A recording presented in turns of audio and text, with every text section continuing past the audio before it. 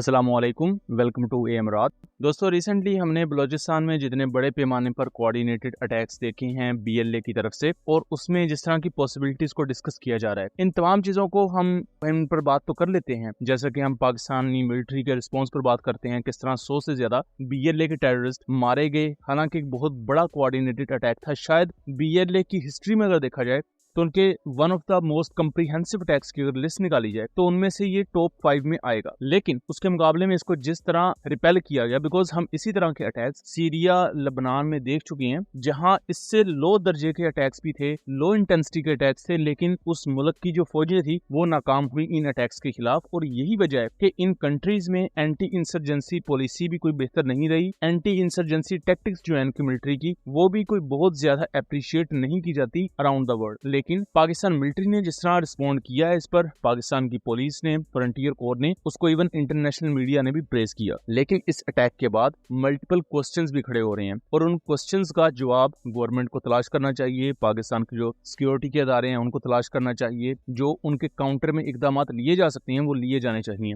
और बलूचिस्तान में बेसिकली हुआ क्या है, इस पर डिटेल्ड वीडियो हमने बनाई हुई है सेकंड चैनल कॉन्फ्लिक्ट कार्ड रात पर, तो उसको आप जाके देख सकते हैं। उसका लिंक मैं डिस्क्रिप्शन में दे दूंगा। अब अभी तक की जो सिचुएशन है कि बलूचिस्तान में मोर देन 99% तक जो अटैक्स हैं वो रिपल्स कर दिए गए हैं। 100 से ज्यादा इंडियन बैक मिलिटेंट्स मारे गए हैं। लेकिन इन तमाम झड़पों में, जिनमें 12 से ज्यादा शहरों को निशाना बनाया गया, इनमें पाकिस्तान की 2 नेवल बेसिस थी, तुर्बत और पसनी में मौजूद जो पाकिस्तान की रडार बेस है, प्लस वहाँ एयर स्ट्रिप भी है, नेवल बेस भी है, पोर्ट भी है। इसके साथ साथ नौशकी और दलबदीन में मौजूद एफसी हेडक्वार्टर्स को अटैक किया गया और कोयटा के मुख्तलिफ सिविल और मिलिट्री एरियाज को टारगेट किया गया और दूसरे बहुत से शहरों में भी। यहाँ अब 12 के करीब सोल्जर्स शहीद हुए हैं, 10 से 12 के दरमियान। इसी तरह 12 से 14 के दरमियान सिविलियन शहीद हुए हैं, जिनमें 4 खवातीन भी शामिल है। लेकिन सवाल ये है कि बलूचिस्तान के अंदर पाकिस्तान एयरफोर्स का अगर स्ट्रक्चर देखा जाए, खासतौर पर एयर बेसिस का, वो उतना ज्यादा नहीं है जितना ज्यादा डिमांड में है, या जितना ज्यादा होना चाहिए, या जितना उसका मेरिट बनता है हम कह सकते हैं। यानी कि एक बड़ी एयर बेस है सुमुंगली एयर बेस, जो कोयटा के नजदीक वाक़या है, और ये ज्यादातर अफगानिस्तान वाले बॉर्डर को और ईरानियन बॉर्डर को देख रही होती है। इसके साथ साथ अगर एयर स्ट्रिप्स की बात की जाए तो तुर्बत में नेवल एयर बेस है, जिसमें नेवल एयर आर्म के हेलीकॉप्टर्स और P3C ओरायंस ऑपरेट किए जाते हैं। वहां से फाइटर जेट्स को भी ऑपरेट करवाया जा सकता है। फिर पसनी में भी एयर स्ट्रिप है, वहां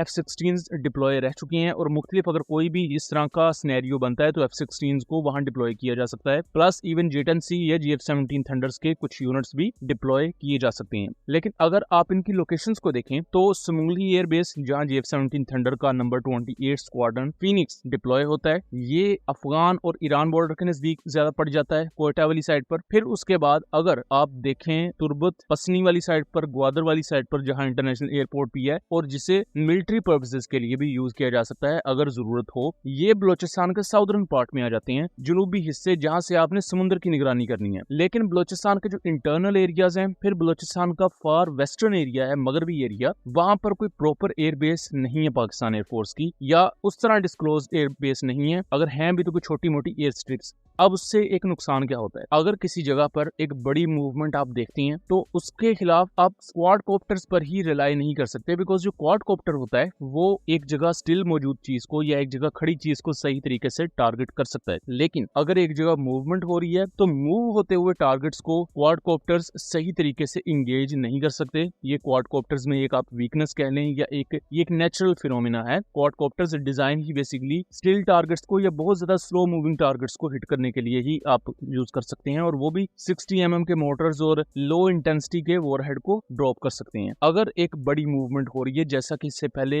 देखी भी गई कि बहुत बड़ी तादाद में बीएलए ने मुख्तलिफ शहरों पर जब अटैक किए, तो उनमें अगर प्रॉपर अनमैन्ड एरियल सिस्टम्स को ऑपरेट किया जाता, या अगर आपके पास extra air bases even Balochistan के अंदर भी होती, तो ज्यादा बेहतर तरीके से रिस्पॉन्स जनरेट किया जा सकता था। और इवन ये जो 12 सिविलियंस या 14 सिविलियंस या 10 से ज्यादा सोल्जर्स शहीद हुए, शायद ये कम होते। दूसरा, बलूचिस्तान के अंदर सुमुंगली के अलावा नई प्रॉपर एयर बेसिस होना इस वजह से भी जरूरी है, बिकॉज इंडिया जिस तरह अपने मिसाइल्स को पिच करता है पाकिस्तान की फ्रंट लाइन बेसिस के खिलाफ, वो बेसिस पाकिस्तान की सिंध और पंजाब के रीजन में मौजूद है, जो कि इंडियन बॉर्डर के बहुत करीब है। तो नेचुरली पाकिस्तान के पास स्ट्रेटेजिक डेप्थ मौजूद नहीं है। इससे पहले ये आइडिया होता था कि जी अफगानिस्तान में हम अपने एसेट्स मूव कर देंगे, अब वो भी पॉसिबिलिटी नहीं है, क्योंकि अफगानिस्तान के साथ भी हालात ठीक नहीं है। तो ऐसी सिचुएशन में बलूचिस्तान एक आइडियल लोकेशन है जो इंडियन बॉर्डर से दूर भी है, प्लस यहाँ कई ऐसे एरियाज हैं जो कुदरती तौर पर पहाड़ों के थ्रू कवर हो जाते हैं। सो वैसी जगह पर अगर एयरबेस बनाई जाती है